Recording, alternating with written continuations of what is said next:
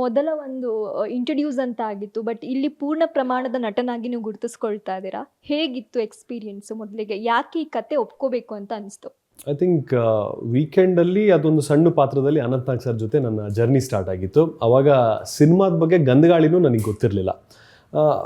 ಆಮೇಲೆ ಕೋವಿಡ್ ಆಯಿತು, ಸ್ವಲ್ಪ ಗ್ಯಾಪ್ ಆಯಿತು, ಮತ್ತೆ ಸಿನಿಮಾ ಮಾಡಬೇಕು, ಯಾವ ಥರ ಮಾಡೋದು ಅಂತ ಹಲವಾರು ಯೋಚನೆಗಳು ಬಂತು ನನಗೆ. ಆವಾಗ ಐ ಮೆಟ್ ಸತ್ಯಪ್ರಕಾಶ್ ಸರ್ ಹಾಗೂ ದೀಪಕ್ ಸರ್ನ. ಸೊ ಅವಾಗ ಯೂಶ್ವಲಿ ಎಲ್ಲ ಸಿನಿಮಾದಲ್ಲೂ ಒಂದು ರೊಮ್ಯಾನ್ಸ್ ಇರುತ್ತೆ, ಇನ್ನೊಂದು ಕಡೆ ಆ್ಯಕ್ಷನ್ ಇರುತ್ತೆ. ಬಟ್ ಅದು ಬಿಟ್ಟು ಏನು ಹೊಸದಾಗಿ ಕಂಟೆಂಟ್ ಕೊಡ್ಬೋದು ಅಂತ ಬಂದಾಗ ಅವಾಗ ಒಂದು ಕತೆ ಹೇಳಿದರು. ಸೊ ಇದರಲ್ಲಿ ರಾಘವನಿಗೆ ಯಾವುದೇ ತರಹದ ಬೀಗಗಳನ್ನ ಅನ್ಲಾಕ್ ಮಾಡುವಂಥ ಒಂದು ಟ್ಯಾಲೆಂಟ್ ಇರುತ್ತೆ. ಬಟ್ ಅವನೇ ಲೈಫನ್ನು ಲಾಕಲ್ಲಿ ಸಿಗಾಕೊಂಡಾಗ ಅದರಿಂದ ಹೇಗೆ ಆಚೆ ಬರ್ತಾನೆ ಅನ್ನೋದು ಒಂದು ವೆರಿ ಫನ್ ಹ್ಯೂಮರಸ್ ಥೀಮ್ ಇದ್ದಿದ್ದು. ಆ್ಯಂಡ್ ನನ್ನ ಪಾತ್ರಕ್ಕೆ, ರಾಘವನ ಪಾತ್ರಕ್ಕೆ ಜಾನಕಿಯಾಗಿ ಲವ್ ಮಾಕ್ಟೇಲ್ 2 ಹೀರೋಯಿನ್ ರೇಚಲ್ ಅವರು ಇರ್ಬೋದು, ಹಾಗೆಯೇ ಸಾಧು ಸರ್ ನನ್ನ ಮಾವನ್ ಪಾತ್ರದಲ್ಲಿ ಇಡೀ ಸಿನಿಮಾ ಜರ್ನಿ ನಿಭಾಯಿಸಿದ್ದಾರೆ. ಐ ಥಿಂಕ್ ಆ ಒಂದು ಕಾಮಿಡಿ ಇರ್ಬೋದು, ಆ ಒಂದು ಮಜವಾ, ಅದಕ್ಕೆ ನೀವು ಆಲ್ರೆಡಿ ಟ್ರೈಲರ್ ನೋಡಿದ್ದೀರಾ, ಕೊನೆಗೆ ಸಾಧು ಸರ್ ಬೇರೆ ಭಾಷೆಯಲ್ಲಿ ಮಾತಾಡ್ತಾರೆ. ಸೊ ಅದೇ ನಮ್ಮ ಒಂದು ಮೇಯ್ನ್ ಕಮರ್ಷಿಯಲ್ ಪಾಯಿಂಟ್, ನಮ್ಮ ಸಿನಿಮಾಗೆ ಬೇಕಾದಂಥ ವೆರಿ ವಾವ್ ಅನ್ನೋ ಒಂದು ಫ್ಯಾಕ್ಟರ್ ಇದೆ ಅಲ್ವಾ. ಆ ಕಾಮಿಡಿ ಮತ್ತು ಆ ಒಂದು ಜರ್ನಿ, ಒಂದು ನಿಧಿ ಸುತ್ತ ನಾವೆಲ್ಲರ ಒಂದು ಕತೆ, ಒಂದು ಮೂಮೆಂಟ್ ಇದೆ, ರೋಲರ್ ಕೋಸ್ಟರ್ ಥರ ಜರ್ನಿ ಇದೆ. ಸೊ ಐ ಥಿಂಕ್ ಅದೆಲ್ಲ ಒಂದು ವಾವ್ ಫ್ಯಾಕ್ಟರ್ ಕೇಳಿದಾಗ ಆಡಿಯನ್ಸಿಗೆ ಈಗಿನ ಕಾಲದಲ್ಲಿ ನೀವು ಎಂಥದೇ ಒಳ್ಳೆ ಸಿನಿಮಾ ಮಾಡಿ, ಬಟ್ ದುಃಖ ಅಂತ ಬಂದಾಗ ಗುರು ನನ್ನ ಕೈಯಲ್ಲಿ ಆಗಲ್ಲ ಗುರು ದುಃಖ ನೋಡೋಕ್ಕೆ ಅನ್ನೋ ಮನಸ್ಥಿತಿಗಿದ್ದಾರೆ.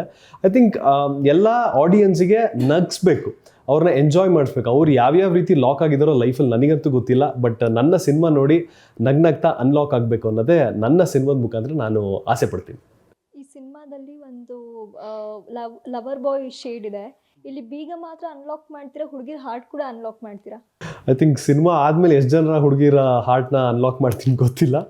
ಬಟ್ ಸಿನಿಮಾದಲ್ಲಿ ಆಬ್ವಿಯಸ್ಲಿ ಜಾನಕಿಯ ಹಾರ್ಟ್ ಕೂಡ ನಾನು ಲಾಕ್ ಆಗಿ ಫಸ್ಟು ಅವಳನ್ನ ಅನ್ಲಾಕ್ ಮಾಡಿ ಆಮೇಲೆ ಅವಳ ಜೊತೆಗೆ ಲಾಕ್ ಆಗಬೇಕು. ಆ್ಯಂಡ್ ಆ ಒಂದು ಏನು ನಮ್ಮಿಬ್ಬರ ಜೋಡಿನ ಆಡಿಯನ್ಸ್ ಬಂದು ನೋಡಿ ಅವರ ಮನದಲ್ಲಿ ನಮ್ಮಿಬ್ಬರ ಜೋಡಿ ಲಾಕ್ ಆಗಬೇಕು.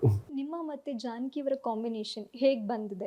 ವರ್ಕ್ ಎಕ್ಸ್ಪೀರಿಯನ್ಸ್ ಅಂತ ಬಂದಾಗ ಫಸ್ಟ್ ಟೈಮ್ ನಾನು ರೇಚಲ್ ಅಂದರೆ ಜಾನಕಿನ ಮೀಟ್ ಆದಾಗ ಐ ಥಿಂಕ್ ಒಂದು ಸ್ಕ್ರಿಪ್ಟ್ ರೀಡಿಂಗಲ್ಲಿ ಕೂತ್ಕೊಂಡ್ವಿ. ಫಸ್ಟಿಗೆ ಅವಳಿಗೆ ಏನಂದ್ರೆ ಅಂದರೆ ಕನ್ನಡದಲ್ಲಿ ಬರೆದಿರೋದನ್ನ ಎಲ್ಲ ಇಂಗ್ಲೀಷಿಗೆ ಟ್ರಾನ್ಸ್ಲೇಟ್ ಮಾಡಿ ಶೀಟ್ ಕೊಟ್ಟರು. ಅವಳು ಎಷ್ಟು ಕ್ವಿಕ್ ಆಗಿದ್ಲು ಅಂದರೆ ಅದನ್ನು ಅಷ್ಟೂ ಕರೆಕ್ಟಾಗಿ ಬರ್ಕೊಂಡು next day she came back and ಕನ್ನಡದಲ್ಲಿ ಅಷ್ಟು ಅದ್ಭುತವಾಗಿ ಪ್ರೆಸೆಂಟ್ ಮಾಡಿದ್ಲು. ಸೊ ಅವಾಗ ನನಗೆ ಅನಿಸ್ತು ದಟ್ ಆ ಒಂದು preparation she is very strong.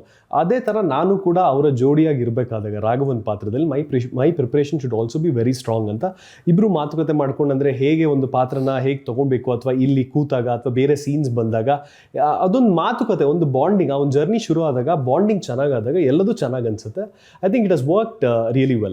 S, Feb 7th ನಿಮ್ಮ ಸಿನಿಮಾ ರಿಲೀಸ್ ಆಗ್ತಾ ಇದೆ. ಫ್ಯಾನ್ಸಿಗೆ ಪಕ್ಕಾ ಪೈಸಾ ವಸೂಲ್ ಸಿನಿಮಾ ಅಪ್ಪ ಅಂತ ಹೇಳೋದಾದ್ರೆ ಏನು ಹೇಳ್ತೀರಾ? ಐ ಥಿಂಕ್ ಎಲ್ರಿಗೂ ಗೊತ್ತಿದೆ, unlock Raghava cinema February 7th ಅಂದರೆ ಫೆಬ್ರವರಿ 7ನೇ ತಾರೀಕು ರಾಜ್ಯಾದ್ಯಂತ ಬಿಡುಗಡೆ ಆಗ್ತಿದೆ. ನಮ್ಮ ಇಂಟೆನ್ಷನ್ ಇರೋದೆ ನೀವುಗಳು ಬರಬೇಕು, ಒಂದು ಹೊಸ ಕತೆ, ಒಂದು ಹೊಸ ಕತೆ ಅನ್ನೋದಕ್ಕಿಂತ ಒಂದು ಕ್ಯಾರೆಕ್ಟರ್ಸ್ನ ಡಿಫ್ರೆಂಟ್ ಅಪ್ರೋಚಲ್ಲಿ ನೋಡ್ತೀರಾ.